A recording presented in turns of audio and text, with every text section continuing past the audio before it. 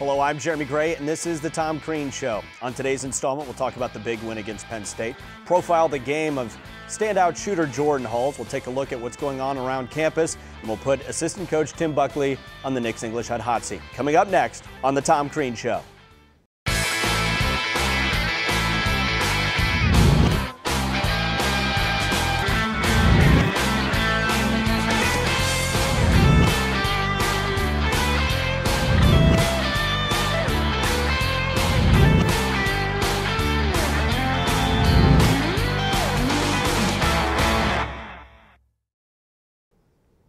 Coach, looking at this last game against Penn State, first of all, it's the first sweep for Indiana basketball in a couple of years.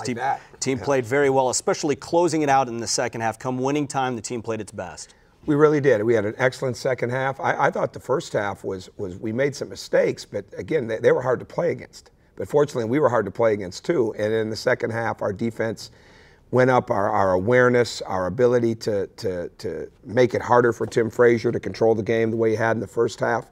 We challenged shots better. We got the blockouts. We got our running game going a little bit, and then we really tried to space the floor, either off bringing both of our forwards out away from the basket, and then diving Cody and bringing Christian up, or just trying to pound it in and play out of a 4-out, 1-in type of situation. So I loved the way our guys attacked defensively, and I think it carried right over to the offensive end in the second half. And there was a lot of balance on the offensive end too. There was. Jordan Hulls, I didn't realize it until I'd watched the tape. They didn't score in the first half. I didn't even really look at the stat sheet yesterday at halftime. I looked at the turnovers, and then we just needed to make sure that we made a couple of adjustments defensively, things that we had talked about, but things that now we had to get done and just make it that much harder for Tim to score. But we did have good balance. Cody had an outstanding game. Christian Watford made shots. Matt Roth continued to do what he does. I thought Derek Elston gave us very solid minutes. Victor's defense was excellent. Will Sheehy had a tough first half and a much better second half. So we got a lot of good basketball yesterday. And Verdell, I thought, in many ways, played a solid basketball game. Verdell just keeps getting better. He had a really good game on Wednesday night. And again, it was the same thing. His defensive intent is really high. He's moving the ball well. He missed a couple of shots that go for him.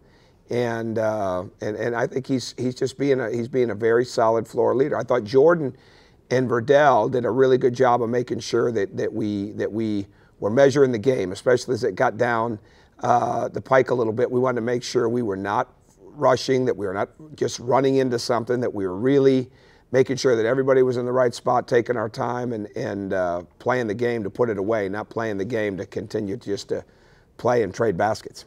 You look at the Ken Palm ratings, you look at RPI rankings. You're looking at them. Yeah. I'm not looking at those. I'm looking at Wisconsin tape. The traditional polls, and then you look at teams like Penn State who are playing much, much better. How tough is the Big Ten right now? Well, I do know this about the RPI that J.D. Campbell told me. All 12 teams are in that top 125. I mean, that's pretty impressive. I think the league is really, really strong. It'd be hard to believe that there'd be a league that has everybody at that level. So it's a strong, balanced, well-coached, disciplined, older league with most teams having enough good young players that provide that dose of energy or scoring or whatever that attribute that they've got to have. And you know what this league is? This league improves. You know, teams really improve in this league because they get old together, and I think that's what makes the Big Ten so balanced. All right, we're going to now check out our segment called This is Indiana, part 2 of the tour of Cook Hall with Kit Klingelhofer and Bob Hamill.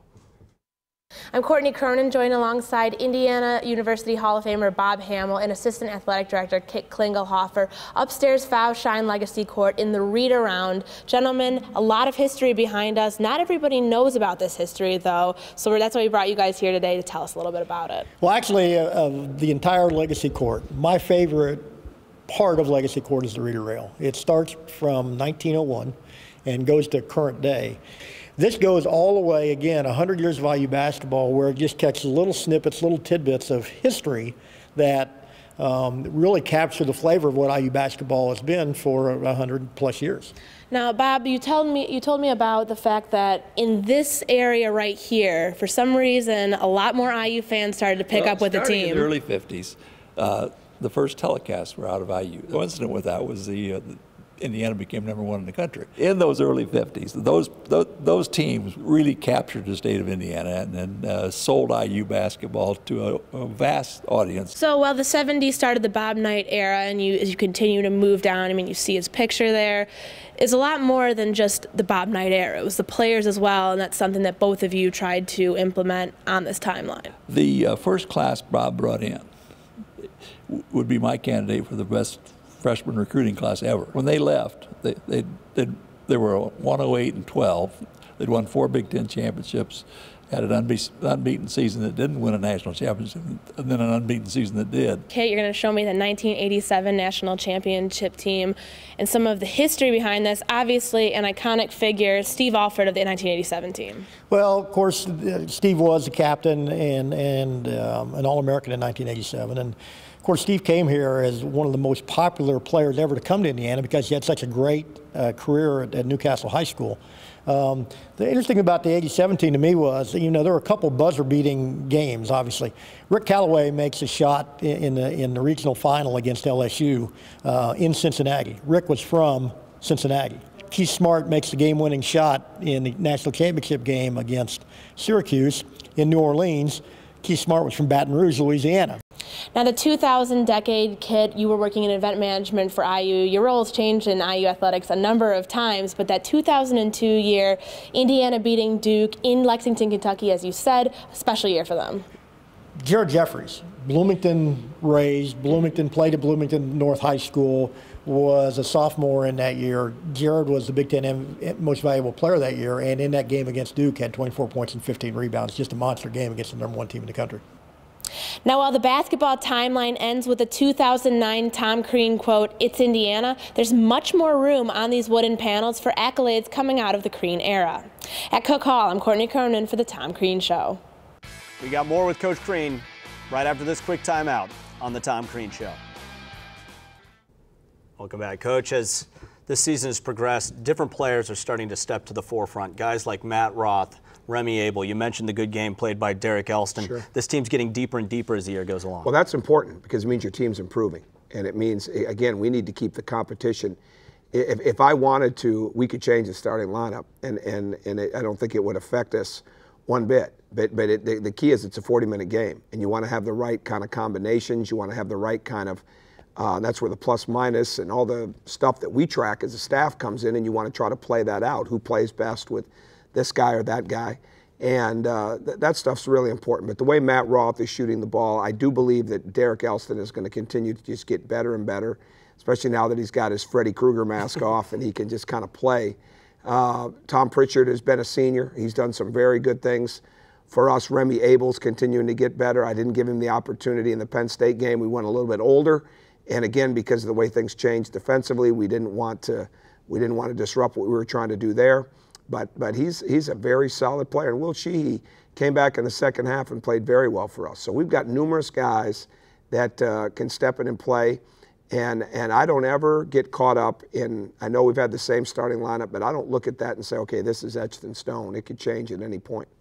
You mentioned Tom Pritchard playing against Cody in practice. How important is it to have that kind of depth to make maybe the key players who are playing at winning time or perhaps starting the basketball game better? I think that's important, and it's a balancing act as a coach because you've got to get ready for the game. So you want to have certain guys that are in there, especially with your starting lineup when you're preparing for it, but at the same time you want to have great competition. So we try to find that balance of making sure that we've got groups of guys that are running together, especially when we're guarding the other team's stuff and preparing that way. But at the same time, when we're working on rebounding drills, when we're scrimmaging, when we're working situations, that we're mixing the team and going best on best as much as possible. Coming up next, your daughter's going to interview Tim Buckley. How important is he to this program? Tim has been here, and as he says, the honeymoon was over after April 2nd. He came in that day and rolled up his sleeves right away with us, started contacting high school coaches, and has never taken a break since. He might get a vacation for a couple days here and there each year, but this man has been an incredible worker, incredible energy source, knowledge base, you name it, resource of the state of Indiana, and just a tremendous X and O coach. I don't know how much longer we'll have him before he becomes a head coach again. I don't think it's a matter of if, it's just a matter of when and where. but he has been phenomenal. And when I look at Tim and Benny and Steve and Jade and all these guys that have been here through this, really, really proud of what they've done. Let's get to know him better as Megan Crean puts him on the hot seat. Today in the hot seat, we're talking to Coach Tim Buckley. To the hot seat. What role do assistant coaches play in the scouting and recruiting process? As far as the recruiting process is concerned, the assistant coaches get a chance to see the prospects at that first contact and go see if they're good enough to have the head coach follow up and go see. As far as scouting is concerned, each assistant coach takes a team and they're usually one game ahead, even though they do have a lot of involvement with the current scout of the team that we're getting ready to play. Where do you see this program going in the future? I see it back on a national level. I see it as one of the top 5 programs in college basketball, not only because of what the product is on the court, but also what it is off the court. What's on your iPod? I don't have an iPod. I still use the radio in my car. Do you have a pregame routine that you always stick to? I try to, yeah. What I try to do if it's my scout is I go back through some video again of the team that we're getting ready to play. I write up my late game cards because I want to have those ready to pull out and show the team as the time is winding down or we're in a timeout late when there's a lot of activity going on. You want to be calm and cool and be able to show them and have them ready for it. What is something you cannot live without? My family. When there is a disagreement between the coaches, how do you come to a conclusion? While you're in that meeting room, you can disagree and you can talk and you can debate different things, but as soon as you leave that meeting room, everybody's on the same page. When we come back, we'll profile one of the best long-distance shooters in Indiana basketball history, Jordan Hulls, on the Tom Crean Show. Coach, a player who's understandably and deservedly a fan favorite is Jordan Hulls. Let's talk about his game, his ability to shoot the basketball first off. Well, it's tremendous. I mean, we have 2 of the better shooters in the country on our team in Jordan and Matt, and when it comes to forwards, I'd put Christian and Watford up with a lot of people. So Jordan does so many things. He's improved at a high level. He's getting so much better off pick and roll. He's getting all the way to the rim. He's getting more foul shots during the game that aren't just at the end of the game or when the bonus situation hits. He's improved defensively, and we're constantly on him. I mean, the point guard has got to be an extension of the coach, the coaching staff, and what needs to be done in that game. So with that role, there's a lot that's required, and there's a lot that's expected, and there's a lot demanded of him. And he continues to rise to that challenge. And the fact that he has been successful is a direct result of how he's been brought up, how he's been coached before he ever got to Indiana, and how he continues to try to improve while he's at Indiana. If someone were to do word association about the great college basketball programs, maybe shooting would be what a lot of people outside of Indiana would say about Indiana. Sure. How remarkable is it that of all the great shooters, Rail, Alford, Jay Edwards, the all-time leader in consecutive free throws made is Jordan Hulls? What was it like watching Jimmy Rail play? Before my time. Oh, see, just word an hour. association. Gotcha.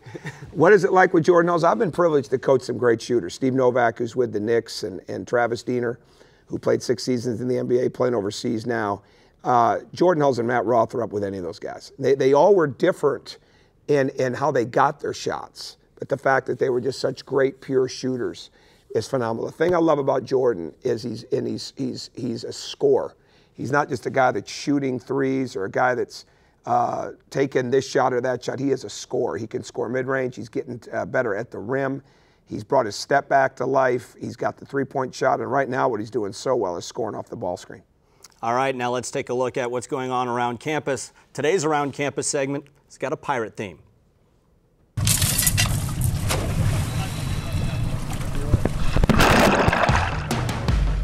Well, the Captain Kidd shipwreck is something people have been intrigued by for a number of years, and this site is so pristine. You got all these cannons and anchors that has not been looted yet, and that's very unusual in the Americas. Treasure hunters tried for 2 years. They spent a lot of money, but their money ran out, the permits ran out. And Indiana University looked at a site, and we thought, you know, I think this is what they're looking for. I mean, how do you put a name on a shipwreck? Through the scientific investigation, the type of wood analysis, the thin section of the ballast stones, the type of ship construction.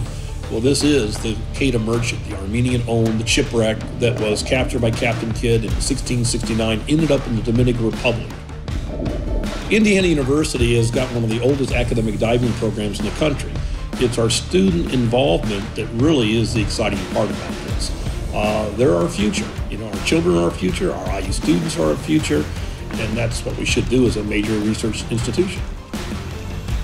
We have new information now. For instance, the Queda Merchant, the Captain Kidd only pirate ship ever found in the Caribbean. More importantly, perhaps, than being Captain Kidd, we have now proven that it is a unique example of 17th century ship construction that's never been documented anywhere in the world before.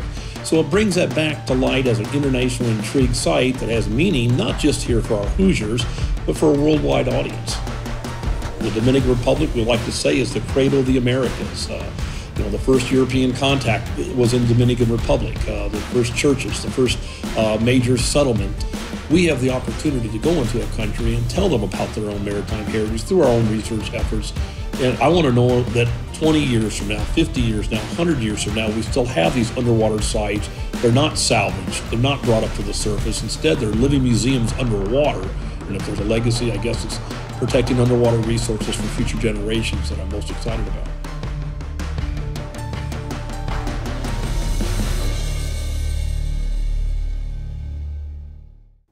We've got to take a timeout. When we come back, we'll go behind the scenes with Indiana basketball on the Tom Crean Show.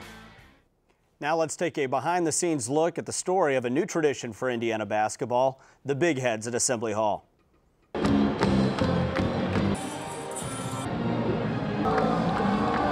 You might find them annoying, distracting, funny, or just plain in your way. But one thing that's certain about these big heads is the fact that they're a pretty sizable form of fan fun at an IU home game. Well, yeah, I mean, it's something that all the students look forward to. It's something that when you get the behind the backboard seats, you always want a big head so you can tell your family you're right by this Jane Lynch right here. It's just really cool because you can distract the other team when they're shooting the free throws, and it's just a lot of fun when everyone passes. I feel like a jerk, but I had to run down and grab one from the lady that was passing by. I was really excited to get one. It's a popular rumor that the Big Heads started at Indiana, but unfortunately, that's just not the case. And actually, we brought it here from Marquette. Tom brought it when he came here to coach, and actually its origins are in San Diego State in probably about 2002. I didn't even know other schools did. I thought this was only an IU thing. So I see it every time I'm watching TV, I'm always looking for these heads, seeing who's holding them. Whoever's holding them's cool. So there we go. Even though we didn't start it, it's still a tradition students are happy to adopt as Indiana's own. You know, this is a Hoosier thing, and we love it, and we're proud to call it our own. I got tickets just for the big head. I've never been in this section before, so it was really cool that I got one this time. Special feeling inside when they miss a free throw just because of me. When we're over here passing them out, the students they come up to us, can we get a big head? They're really easy to pass out. They go really quickly with the variety we have and the number of them that we have. With over 50 to choose from, there are definitely a few crowd favorites. When they say Snooki staring back at him, it's impossible to make it. Marilyn Monroe is one of my favorites.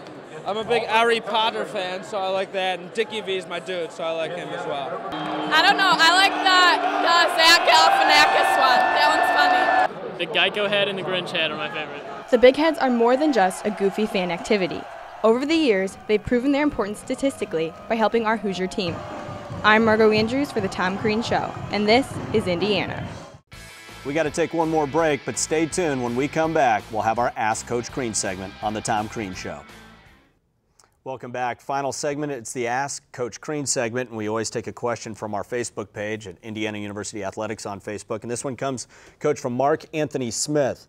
In the Penn State game, I noticed the passing of the ball into the post and kickouts for open shots. Do you focus on the inside-outside game to open up opposing defenses? With Cody Zeller, we sure do. There's no doubt about that. I mean, and the more we can go inside and get something really good from him, or the more, and this is where his passing ability and his vision and all those things as a player really take shape, is he can move the ball so well, and he's patient. He'll find a cutter. He'll find the open man. He's getting better and better with the ball away from the basket. He had a very good drive in the Penn State game. We want him to be able to do that. We want him to be able to drive the ball, shoot the ball from the perimeter. But again, when he gets the ball in any type of situation, especially in the low post or the high post, when you have four people around him and you can go inside out, that's going to create some really good looks. And it helps that he's got that complement of players that can knock down the three-point shot, too. Absolutely. There's no question about it. I mean, the whole key to your team, if you're going to have a really good team, that they are good enough to be double-teamed, but the other team is afraid to do it because of the other guys that are out there. And I think that's crucial. You've got to have perimeter players that command that. You've got to have some inside players that command that. In the case of Cody, he's going to be a guy that's going to be such an inside-outside player as time goes on. All right, that wraps up this week's show. Tune in next week to The Tom Crean Show.